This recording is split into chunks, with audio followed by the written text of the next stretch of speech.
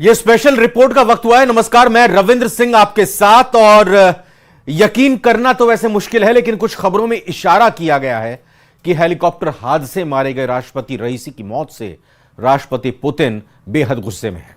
कुछ जानकारों का यहां तक मानना है रईसी की मौत का बदला रूस लेना जा रहा था। अगर ऐसा हुआ तो यकीन मानिए 72 मिनट में 300 करोड़ से ज्यादा लोग पूरी दुनिया में मारे जाएंगे। За победу! Ура!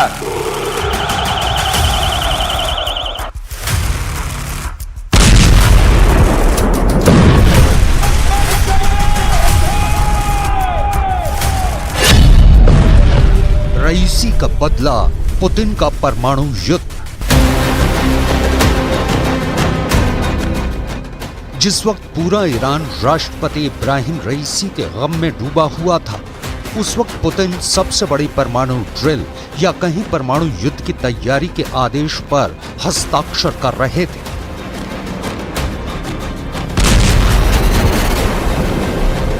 जिस वक्त ईरान राष्ट्रपति इब्राहिम रईसी को कब्र में दफन किया जा रहा था, उस वक्त रूस की किंजल मिसाइल से एक साथ कई परमाणु हमले की प्रैक्टिस की जा रही थी।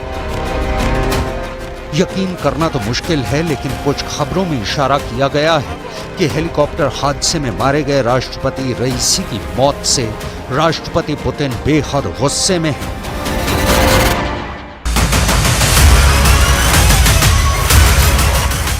कुछ जानकारों का तो यहां तक मानना है कि रईसी की मौत का बदला रूस लेने जा रहा है। अगर ऐसा हुआ तो यकीन मानिए 72 मिनट में 300 करोड़ से ज्यादा लोग पूरी दुनिया में मारे जाएंगे। अगर पुतिन ने रईसी की मौत का बदला एटमी हथियारों से लिया तो पूरी दुनिया में 5000 परमाणु धमाके होंगे, जो कई देशों का नहीं बल्कि पृथ्वी का ही हुलिया बिगाड़ देंगे। अब सवाल उठता है कि क्या रूस और ईरान अपने दुश्मनों पर एटमी हमला करेंगे? इस सवाल का जवाब है मिडिल ईस्ट में जो हालात इस वक्त चल रहे हैं उसमें कुछ भी संभव है, क्योंकि रूस और ईरान को शक है कि रईसी हादसे में नहीं मारे गए हैं, बल्कि उनकी हत्या की गई है। यही वजह है कि महज 24 घंटे के अंदर रूस ने अपनी परमाणु वॉच को जमीन पर उतार दिया है। हम आपको एक एनिमेशन के जरिए ये समझाने की कोशिश कर रहे हैं कि रईसी की मौत का बदला मॉस्को और तेहरान कैसे ले सकते हैं। अपुष्ट खबरों में जो जानकारी मिली है उसके मुताबिक तेहरान और मॉस्को से अमेरिका और इजराइल पर बड़े परमाणु हमले हो सकते हैं। दावा तो यहां तक किया जा रहा है कि रूस ने किंजल जैसी हाइपरसोनिक मिसाइल को मैदान में उतार दिया है। रूस की कोशिश है कि किसी तरह से पूरे अरब से इजराइल और अमेरिका के दबदबे को खत्म कर दिया जाए। ईरान वैसे भी परमाणु बम की क्षमता हासिल कर चुका है। ऐसे हालात में रूस और ईरान मिलकर अमेरिका और इजराइल पर परमाणु हमला कर सकते हैं, और अगर ऐसा होता है तो फिर रूस के जंगी जहाज परमाणु मिसाइलों और बमों से अमेरिका और इजराइल को तबाह कर देंगे। दावा तो ये भी किया जा रहा है कि रूस रईसी की मौत का बदला लेकर पूरे अरब वर्ल्ड का लीडर बनना चाहता है। रूस के राष्ट्रपति पुतिन रईसी की मौत पर अपने इरादे जता चुके हैं। Уверенный в себе, прежде всего человек, который руководствовался национальными интересами, но, конечно, это был человек слова, и с ним было приятно работать, имея в виду, что если мы о чем-то договаривались, всегда можно было быть уверенным в том, что договоренности будут исполняться. अब आप ये भी जान लीजिए कि परमाणु हमला करने वाली रूसी एरोस्पेस फोर्सेस इस वक्त क्या कर रही हैं।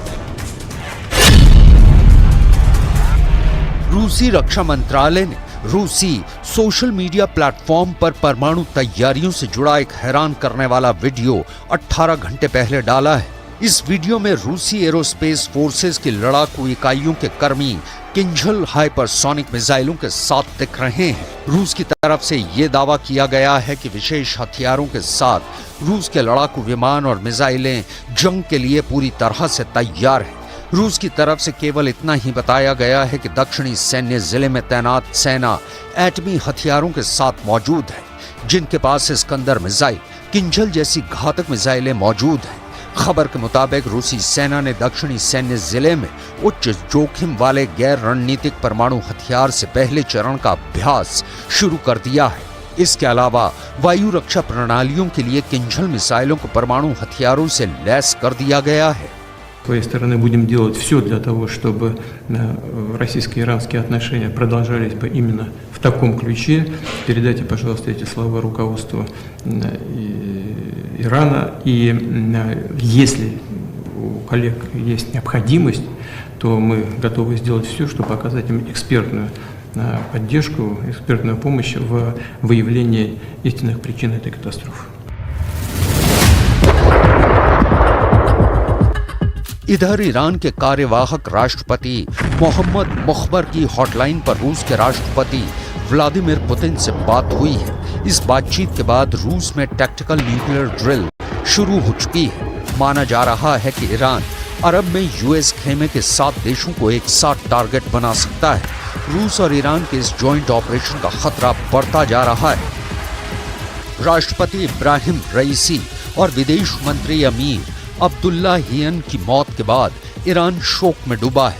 ऐसे हालात में अगर रूस परमाणु जंग करता है तो पृथ्वी पर मानव इतिहास का सबसे बड़ा विनाश होगा, क्योंकि रूस के लिए जासूसी करने वाले एक जर्मन सैन्य अधिकारी ने महीना भर पहले ही बता दिया है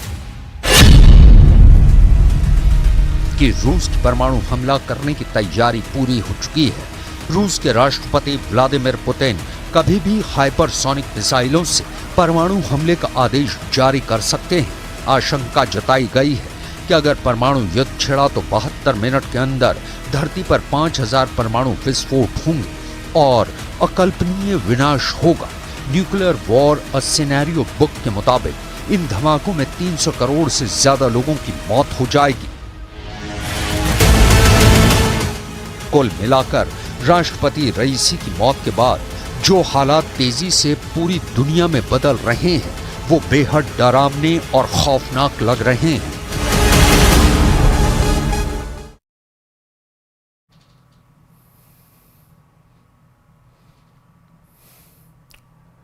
ये बड़ी खबर इस बीच आ रही है जयपुर से, जहां शुद्ध आहार मिलावट पर वार अभियान में फूड सेफ्टी विभाग ने ताबड़तोड़ कार्रवाइयां जारी रखी हुई हैं। सीकर रोड कुकरखेड़ा मंडी स्थित रितेश एंटरप्राइजेस पर कार्रवाई की गई है। पालीवाल, बालाजी और तिरुमला ब्रांड के 2044 किलो घी को सीज किया गया है। श्री फूड ट्रेडिंग पर नंद कृष्णा ब्रांड का करीब 4000 लीटर घी को सीज किया गया है। अजमेर में कोठारी एंड सन्स में 800 किलो घी सीज किया गया है। डेयरी मिल्क धेनु सरस ब्रिजवासी ब्रांड के 800 किलो घी को सीज किया गया है। जोधपुर में नंद कृष्णा ब्रांड का 120 लीटर घी सीज किया गया है। तो बड़ी खबर यही कि शुद्ध आहार मिलावट पर मार, या कहें कि शुद्ध आहार मिलावट पर वार अभियान में फूड सेफ्टी विभाग ताबड़तोड़ कार्रवाइयां कर रहा है। और इसी दौरान सीकर रोड कुकरखेड़ा मंडी स्थित रितेश एंटरप्राइजेस पर कार्रवाई की गई है। इस दौरान पालीवाल, बालाजी और तिरुमला ब्रांड के 2044 किलो घी को जब्त किया गया है। श्री फूड ट्रेडिंग पर भी नंद कृष्णा ब्रांड का करीब 4000 लीटर घी सीज किया गया है। अजमेर की बात करें तो अजमेर में कोठारी एंड सन्स में 800 किलो घी सीज किया गया है। डेयरी मिल्क, धेनु सरस, ब्रिजवासी ब्रांड का 800 किलो घी सीज किया गया है। जोधपुर में नंद कृष्णा ब्रांड का 120 लीटर घी को सीज किया गया है।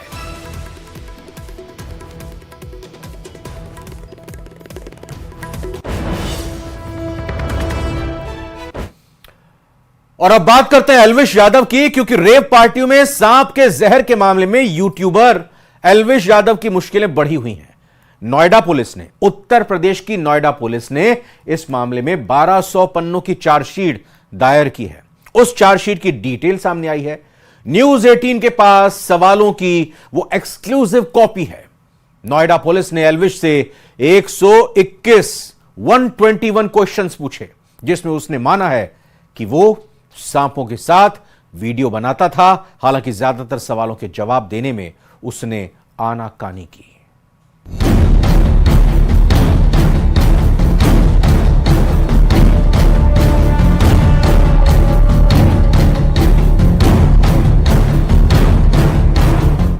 यूट्यूबर और बिग बॉस ओटीटी सीजन 2 के विनर एल्विश यादव को पुलिस ने मार्च के महीने में गिरफ्तार किया था, जिसमें एल्विश को 5 दिनों तक जेल की हवा खानी पड़ी थी। बाद में एल्विश को जमानत पर रिहा कर दिया गया था।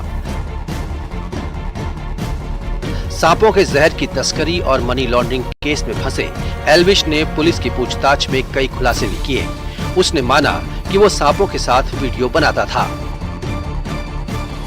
पुलिस ने एल्विश और उसके 8 साथियों के साथ पूछताछ की थी। एल्विश यादव के खिलाफ 1200 पन्नों की चार्जशीट में कई जानकारियां सामने आई हैं। नोएडा पुलिस ने एल्विश से 121 सवाल पूछे थे, जिसकी कॉपी न्यूज 18 के पास है। इसमें सारे सवाल और एल्विश के दिए जवाब भी शामिल हैं। पुलिस ने एल्विश यादव से सांप, उनके जहर और पार्टी को लेकर कई सवाल किए। एल्विश से पूछा गया कि वो कौन सा नशा करते हैं। उसने कहा वो नशा नहीं करता। पुलिस ने पूछा कि आपको यहाँ क्यों बुलाया गया है। इस पर उसने कहा मेरे खिलाफ नोएडा में मुकदमा लिखा गया है, जिसमें कुछ सपेरे पकड़े गए थे। उनके पास जहरीले सांप और जहर बरामद हुआ। उन्होंने मेरा नाम लिया था कि मैं रेव पार्टी करता हूँ और उस पार्टी में सांपों के जहर को नशे के रूप में प्रयोग करता हूँ। मेरे ऊपर ये आरोप है, जबकि ऐसा कुछ नहीं है। फिर पुलिस ने पूछा कि आप पर आरोप क्यों लगाया गया। इस पर भी एल्विश ने बड़ी सफाई से कहा कि उस पर जो भी आरोप लगे हैं वो गलत हैं, लेकिन ये सच है कि कुछ वीडियो सांपों के साथ शूट किए गए हैं। पुलिस ने पूछा राहुल नाम के सपेरे को आप कैसे जानते हैं। एल्विश ने कहा वो राहुल नाम के सपेरे को नहीं जानता। ये सवाल भी किया गया कि पार्टी में सांप कौन लाया। एल्विश ने कहा उस समय मेरे दोस्त लोग मौजूद थे। सांप कौन लाया मुझे जानकारी नहीं है। नोएडा पुलिस ने यह भी पूछा कि क्या आपको सांपों से डर नहीं लगता। एल्विश की तरफ से जवाब आया कि डर नहीं लगता, इसलिए तो पार्टी में सांप को गले में डाला। पूछताछ में यह भी सामने आया कि एल्विश को सांप, बड़ी छिपकली या किसी भी जीव जंतु से डर नहीं लगता।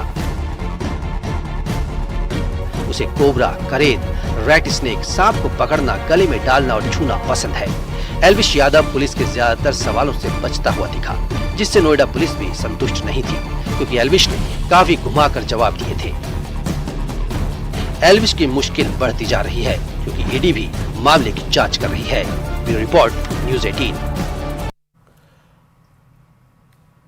बंगाल में ओबीसी कोटे में मुसलमानों को आरक्षण को लेकर कोलकाता हाई कोर्ट के फैसले पर सियासी घमासान मच गया है, जहां पीएम मोदी समेत बीजेपी के टॉप लीडर्स ने ममता सरकार पर जोरदार हमला बोला है। पीएम मोदी ने कहा है कि कोलकाता हाई कोर्ट ने इंडिया गठबंधन के गाल पर जोरदार तमाचा मारा है। वहीं टीएमसी ने कोर्ट के आदेश को मानने से इनकार कर दिया। सीएम ममता बनर्जी ने साफ साफ कह दिया है कि जिन्होंने आदेश दिया है वो इसे अपने पास ही रख लें, वो हाई कोर्ट का आदेश नहीं मानेंगी।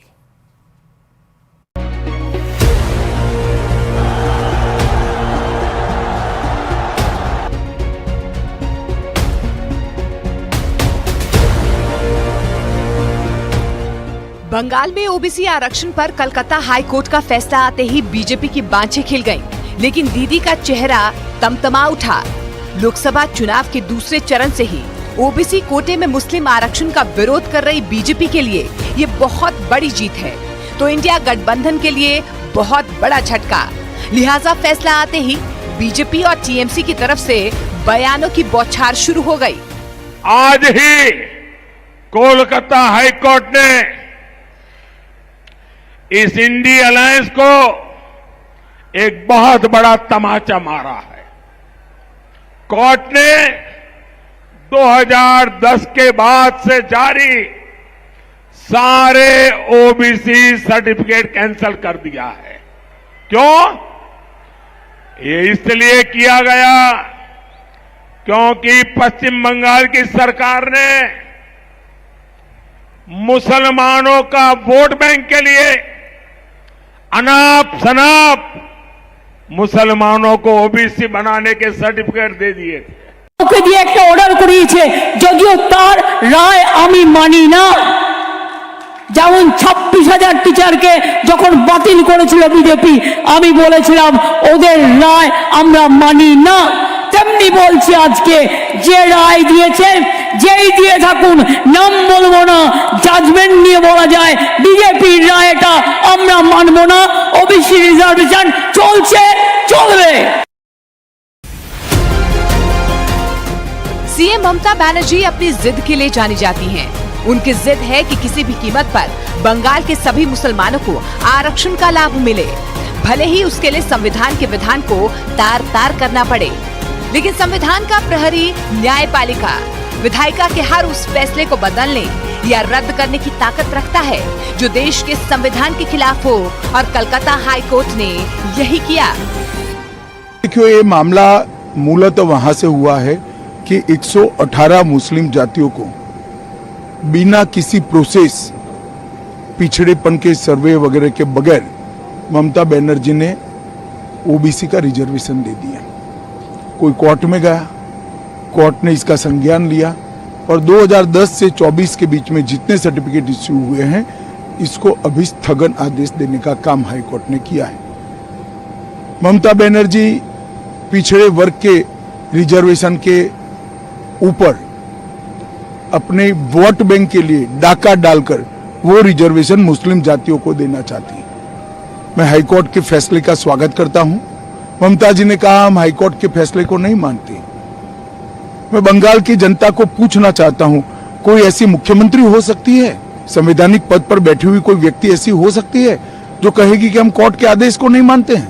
তাকে উপেক্ষা করে আপনারা 2011 সালে মামাটি মানুষের সরকারকে সমর্থন করে পরিবর্তনের সরকার তৈরি করলেন। সেই দিন থেকে শালবনির মাটিতে উন্নয়নের যে বিপুল কর্মযজ্ঞ শুরু হয়েছে সেটা অব্যাহত রাখার ভোট এই ভোট।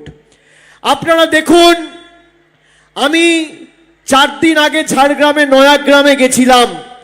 আমি নয়াগ্রামে গিয়ে বলে এসেছিলাম যে ভারতীয় জনতা পার্টি যদি জেতে তাহলে সবথেকে বেশি ক্ষতিগ্রস্ত হবে তপশিলি মায়েরা, ভাইয়েরা এবং তপশিলি জাতি উপজাতি তালিকাভুক্ত মায়েরা।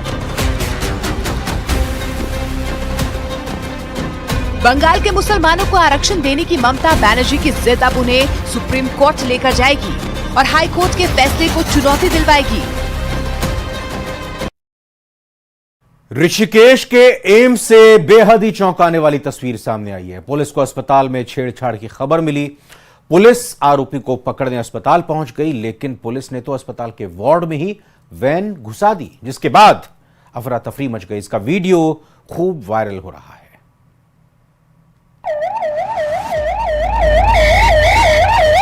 ये कोई फिल्मी सीन नहीं है और न ही ये नकली पुलिस है। मरीजों के वार्ड में फिल्मी स्टाइल में रियल पुलिस की एंट्री हो चुकी है। आखिर ऐसी क्या इमरजेंसी आन पड़ी कि पुलिस गाड़ी लेकर सीधे वार्ड में घुस गई? ये हैरत अंगेज वीडियो ऋषिकेश के एम्स से सामने आया है।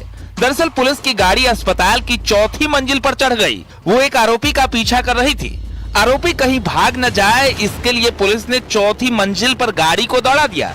इस दौरान पूरे अस्पताल में हड़कंप मच गया। किसी को समझ ही नहीं आ रहा था कि आखिर पुलिस सिंघम के अवतार में क्यों दिख रही है, क्योंकि ऐसा पहले किसी ने होता हुआ नहीं देखा था। जैसे ही पुलिस की गाड़ी वार्ड में पहुंची तो मरीज और तीमारदार भी घबरा गए। इस दौरान सिक्योरिटी गार्ड सीटी बजाकर मरीजों के स्ट्रेचर हटाते रहे। वार्ड में पुलिस की जीप देख मरीज भी हैरान थे। दरअसल पुलिस को अस्पताल के अंदर से छेड़खानी की शिकायत मिली थी और इसके बाद पुलिस की टीम हरकत में आई और आरोपी को पकड़ने के लिए ये कारनामा कर डाला। कहा जा रहा है कि आरोपी पुलिस को देखकर भागने लगा और वो भागते भागते छत पर चढ़ गया।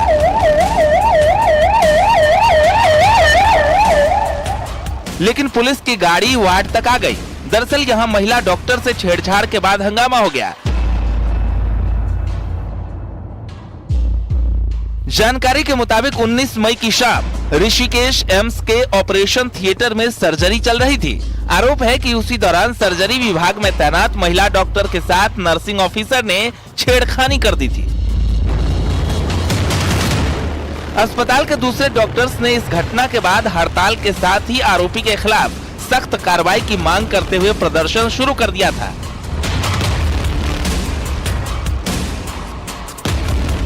डीन कार्यालय का भी घेराव किया गया। शिकायत मिलने के बाद पुलिस ने भी देर नहीं की, वो आरोपी को गिरफ्तार करने अस्पताल पहुंच गई। बाद में पुलिस ने आरोपी को गिरफ्तार कर लिया, जिसके बाद ये वीडियो सोशल मीडिया पर वायरल हो गया।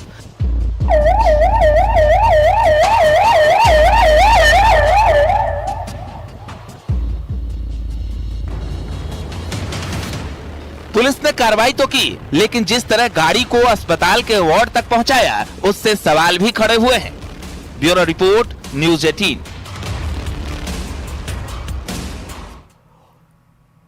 और इसी खबर के साथ स्पेशल रिपोर्ट में फिलहाल इतना ही।